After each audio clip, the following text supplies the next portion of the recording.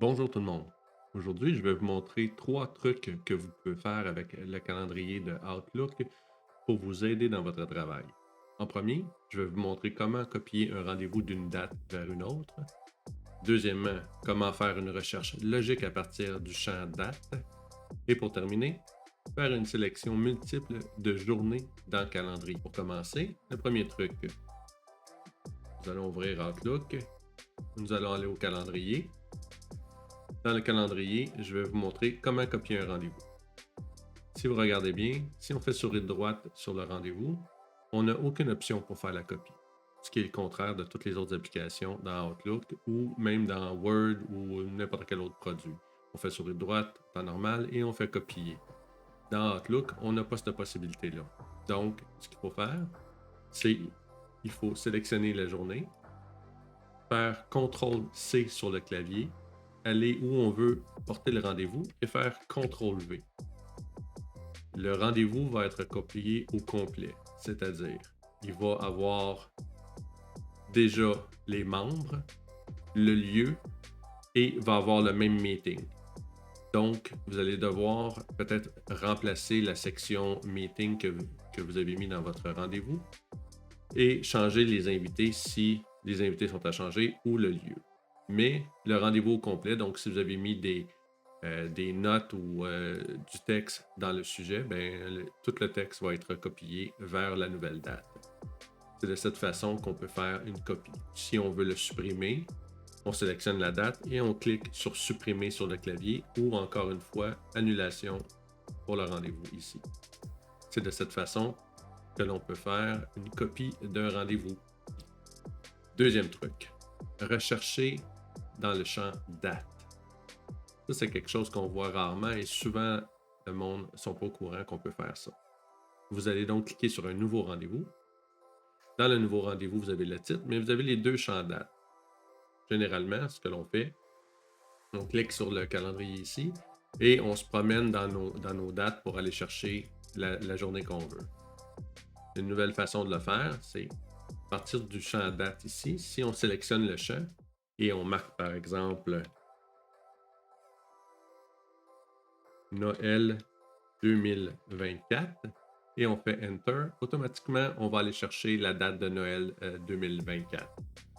Ça fonctionne aussi pour des choses beaucoup plus complexes, comme par exemple, si je dis que je veux avoir le deuxième mardi de juin en 2024, je fais deuxième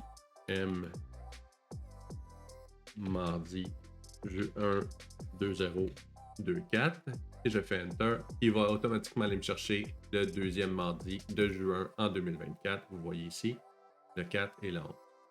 Donc, c'est une façon de faire une recherche. Plusieurs types de recherche logique qu'on peut utiliser. Par exemple, encore Halloween. On pourrait marquer, si on veut aller pousser plus loin, par exemple, Halloween 2025. Il va aller nous chercher les dates automatiquement. Donc, c'est une façon rapide d'aller chercher des dates précises dans un calendrier comme Noël, jour de l'an, Halloween, la Saint-Jean-Baptiste pour les Québécois et d'autres fêtes selon votre calendrier, selon la langue que vous utilisez. Si vous avez par exemple Outlook en anglais, vous devez écrire les événements en anglais ou les dates. Donc, au lieu d'être deuxième mardi de juin, ça va être Second Tuesday of June. Vous n'aurez pas le choix de le traduire. Si votre calendrier ou toutes les informations que vous avez sont en français, France-Canada dans mon cas, vous avez tout simplement qu'à écrire ça en français, comme deuxième mardi de juin 2024, 2025, peu importe la date. Vous avez une façon comme ça d'aller chercher des dates précises dans un calendrier. Note très important. Si vous marquez, par exemple, Noël, pas de tréma sur le E, ça ne fonctionne pas. Vous êtes obligé d'utiliser les accents. Donc, si vous utilisez si vous faites le deuxième mardi de juin, par exemple, vous allez devoir utiliser aussi les accents. Donc, Noël, si vous le voyez, il est apparu. Mais il faut absolument mettre les accents. Donc, si vous aimez le tutoriel, n'hésitez pas à encourager la chaîne à produire de nouveaux vidéos en cliquant sur j'aime ou en vous abonnant. C'est très important. Je ne fais pas d'argent avec les vidéos, donc c'est une façon pour moi de voir que c'est utile à du monde. Donc, juste à vous inscrire en vous abonnant et ça va me faire plaisir de faire d'autres vidéos. Et aussi, rajouter des commentaires si vous avez des idées ou des choses que vous voulez savoir. Il y a toujours moyen que je fasse des recherches et qu'on en parle dans une vidéo prochaine. Donc, ne quittez pas, il reste toujours le dernier truc à voir. Une sélection multiple de dates. Donc, si vous regardez le calendrier, vous avez les sélections de semaines, vous pouvez faire mois, jour, semaine de travail, semaine. C'est une façon facile de chercher. Mais par exemple, si vous voulez chercher à travers plusieurs semaines, voir si vous avez des disponibilités, comme par exemple, je veux savoir si j'ai des disponibilités le vendredi de la semaine du 6, du 20 et du 27, par exemple.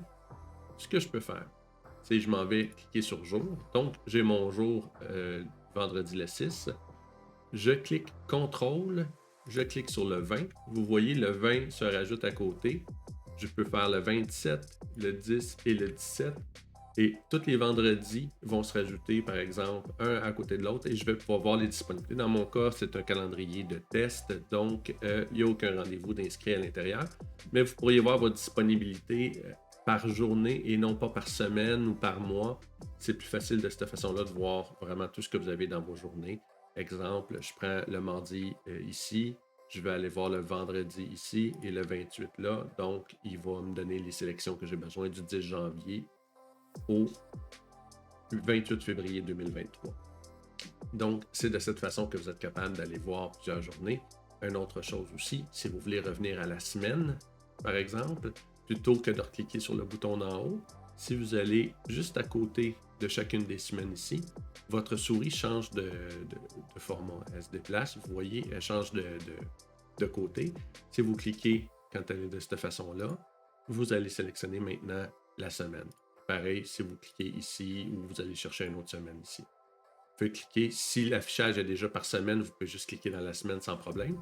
Mais si vous voulez aller chercher plus précisément à partir de journée, vous pouvez aller choisir la semaine de cette façon. Je vous remercie d'avoir écouté la vidéo et j'espère que ça a été instructif pour vous autres. Et comme je l'ai dit plus tôt, abonnez-vous, ça me fera plaisir de faire d'autres vidéos pour vous informer.